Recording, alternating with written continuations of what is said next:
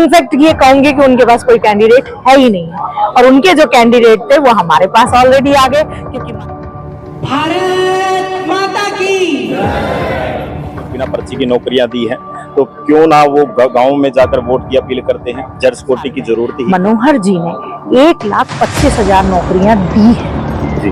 और उन 2024 को लेकर चुनाव की जो तैयारियां हैं जोरों शोरों से, हर पार्टी ने अपनी कमर कस ली है। और हमारे साथ जुड़ चुकी है बीजेपी नेता प्रदेश उपाध्यक्ष महिला मोर्चा से मीना चौहान जी। शक्ति केंद्र पन्ना प्रमुख की लगातार बैठकें चल रही हैं, क्या कुछ लग रहा है पब्लिक के बीच जाकर, क्या कुछ मैसेज लगभग देना चाहोगे? देखिए विंदर जी, जी। सर्वप्रथम तो मैं आपका आभार और धन्यवाद व्यक्त करती हूँ। जी। और भारतीय जनता पार्टी की जो संरचना है, जो संगठन के प्रति है, वो हमारा बूथ लेवल से लेके पन्ना प्रमुख तक कार्यकर्ता तैयार है, और आज हम उन्हीं कार्यकर्ताओं के बीच में जाकर और उनका जोश देख रहे हैं कि उनमें भारतीय जनता पार्टी को लेके कितना जोश है। और मैं तो एक ही शब्द कहूंगी, क्यों पड़े हो चक्कर में, कोई नहीं है टक्कर में। लोकसभा चुनाव को लेकर 10 की 10 सीटों पे मतलब बीजेपी ने अपनी टिकटें जारी कर दी है, लेकिन हाल ही में कांग्रेस पार्टी की बात करें, टिकट का जो जोर शोर है वो चला हुआ है, लेकिन डिसाइड नहीं कर पा रहे करनाल से किसे खड़ा करें किसे नहीं, क्योंकि सामने टक्कर में दिख रहे हैं पूर्व मुख्यमंत्री मनोहर लाल खट्टर। या खट्टर साहब का कहीं ना कहीं डर सता रहा है, क्या कहोगे?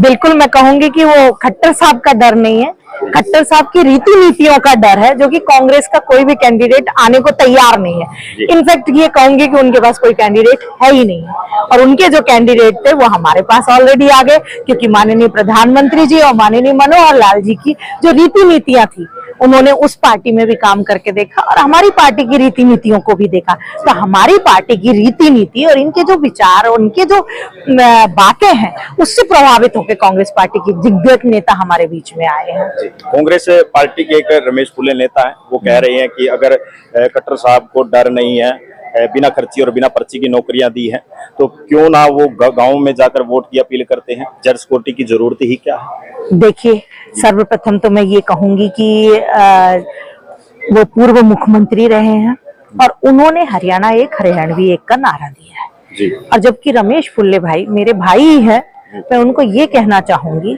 कि आप आंकड़े उठा के देखें जी। बिना खर्ची बिना पर्ची में 9.5 साल में मनोहर जी ने 1,25,000 नौकरियां दी है जी। और उन बच्चों को दी है जिनका वो वाकई में हकदार थे, जो पढ़ के मेरिट बेस पे आए हैं। अदरवाइज फुल्ले साहब से मैं पूछना चाहती हूँ आपके माध्यम से कि कांग्रेस पार्टी ने सिर्फ 64,000 नौकरियां दी हैं अपने कार्यकाल में। पिछले 10 साल में जब वो सत्ता में थे, तब उन्होंने 64,000 नौकरियां बस दी हैं।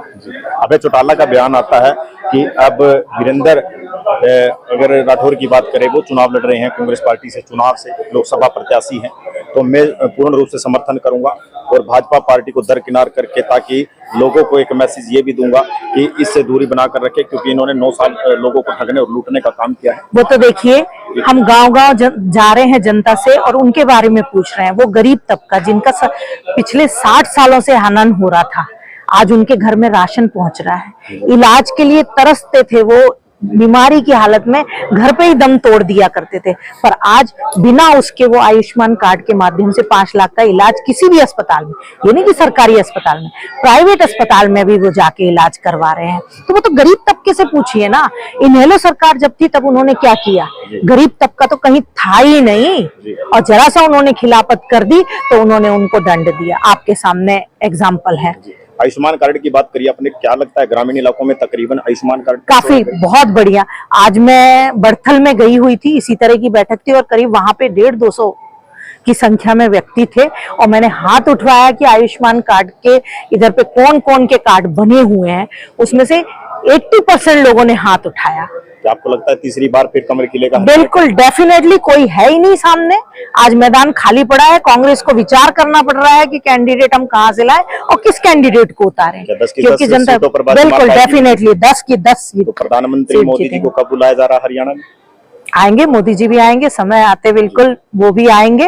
और वैसे तो मैं कहती हूँ कि माननीय मनोहर जी ने हरियाणा को हरियाणवी एक, हरियाणा एक का नारा देते हुए पूरे हरियाणा को बांध रखा है, तो उन्हीं के नाम पे। और अब आज नायब जी हैं हमारे मुख्यमंत्री। कहा यह भी जा रहा है कि मोदी का चेहरा दिखाकर वोट की अपील डाली जाए। ऐसा कुछ नहीं है, हम रीति नीतियों की बात करके वोट की अपील कर रहे हैं लोगों से कि यदि आप उनकी रीति नीतियों से प्रभावित हैं। और मैं तो आप तो जानते ही हैं विंदर जी कि मैं धरातल की कार्यकर्ता हूं और बिल्कुल जमीनी स्तर पे जाके काम करती हूं।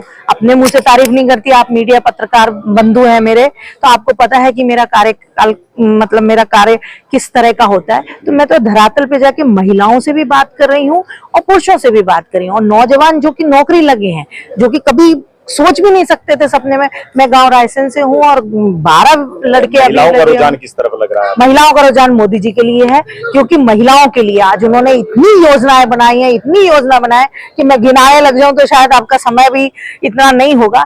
महिलाएं बिल्कुल आंख बंद करके मोदी जी के साथ हैं, क्योंकि महिलाओं की रक्षा सुरक्षा और जो उनकी पीड़ा, उन सब का इलाज माननीय मोदी जी ने और हरियाणा में माननीय मनोहर जी ने किया है। तो महिलाएं हमेशा बहन बनके मोदी जी के साथ और मनोहर जी के साथ अपनी बहन बनके उनको भाई को आशीर्वाद देंगी। लगातार लोकसभा चुनाव की तस्वीरें हम दिखाते रहेंगे और विधानसभा नीलोखेड़ी की तस्वीरें हैं जहां से इस वक्त हम दिखा रहे हैं आपको। प्रदेश उपाध्यक्ष महिला मोर्चा से मीना चौहान जो बीजेपी नेता है और काफी वर्षों से बीजेपी पार्टी से जुड़ी हुई हैं, काम काज कर रही हैं बीजेपी के लिए, दिन रात एक कर रही हैं ताकि लोकसभा चुनाव को यानी मनोहर लाल पूर्व मुख्यमंत्री को किसी न किसी तरह जिताया जाए।